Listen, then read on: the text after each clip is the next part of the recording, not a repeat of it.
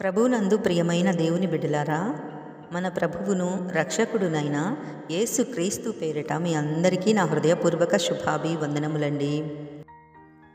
ఈరోజు మనం బైబిల్లోని ఒక శక్తివంతమైన మరియు హెచ్చరికతో కూడిన వాక్యాన్ని ధ్యానించబోతున్నామండి.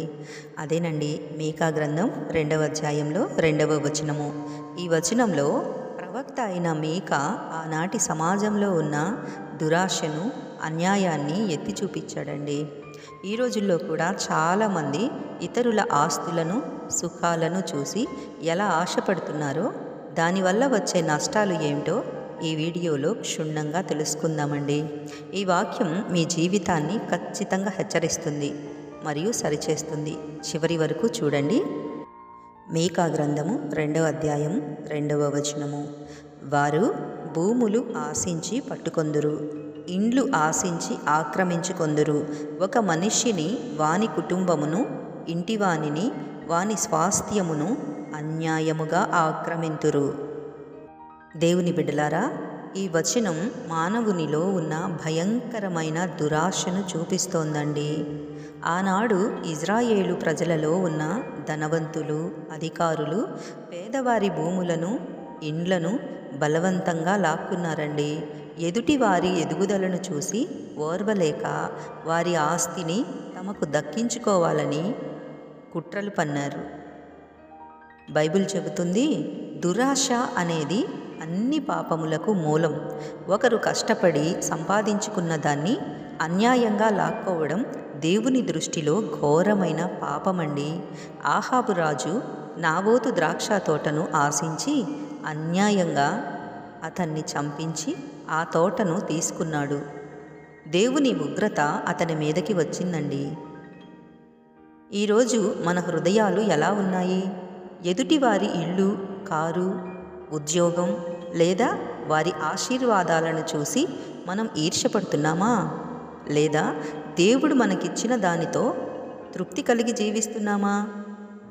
అన్యాయంగా సంపాదించినది ఏది నిలబడదండి, అది శాపంగా మారుతుంది. నా ప్రియమైన సహోదరి సహోదరులారా, ఈ వాక్యం ద్వారా దేవుడు మనకు నేర్పుతున్న పాఠం ఏమిటంటే, తృప్తి కలిగిన మనస్సే గొప్ప లాభమండి. ఇతరుల స్వాస్థ్యాన్ని ఆశించడం ఆపాలి. మనకు లేని దానికోసం అక్రమ మార్గాలు వెతకకూడదండి. దేవుడు మనకిచ్చిన సరిహద్దులలో మనం సంతోషంగా ఉండాలి.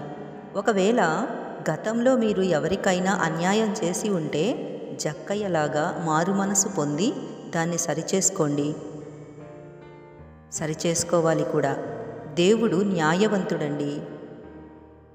ఆయన పేదల పక్షాన పోరాడే దేవుడు. మనం నీతిగా, యథార్థంగా బ్రతికినప్పుడు దేవుడు మనల్ని హెచ్చించి ఆశీర్వదిస్తాడండి. ఆమేన్.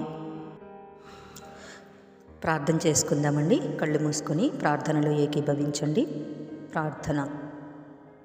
మహాపరిశుద్ధుడా, ప్రేమగల మా పరలోకపు తండ్రి, ఈరోజు మీకా 2వ అధ్యాయం 2వ వచనం వాక్యం ద్వారా మాతో మాట్లాడినందుకు వందనాలు. ప్రభువా, మా హృదయాలలో ఎలాంటి దురాశ, ఈర్ష్య, అన్యాయపు తలంపులు లేకుండా మమ్మల్ని శుద్ధీకరించండి. ఇతరుల ఆస్తులను, ఆశీర్వాదాలను చూసి ఆశపడకుండా మీరు మాకిచ్చిన దాన్ని బట్టి తృప్తి కలిగి జీవించే భాగ్యాన్ని ప్రసాదించండి. ఎవరికీ అన్యాయం చేయకుండా నీతిగా బ్రతికే కృపను మాకు దయచేయండి. ఈ వీడియో చూస్తున్న ప్రతి బిడ్డను ఆశీర్వదించండి. వారి హృదయాలను మీ వాక్యంతో నింపుమని యేసు క్రీస్తు అతి పరిశుద్ధ నామంలో ప్రార్థిస్తున్నాము తండ్రి. ఆమేన్, ఆమేన్, ఆమేన్. ఈ సందేశం మిమ్మల్ని బలపరిచినట్లయితే తప్పకుండా లైక్ చేయండి. మీ స్నేహితులకు, కుటుంబ సభ్యులకు షేర్ చేయండి. మరొక వీడియోతో మీ ముందుకు వచ్చేంత వరకు దేవుని మహాకృప నాకు మీకు తోడై ఉండి నడిపించును గాక. God bless you all.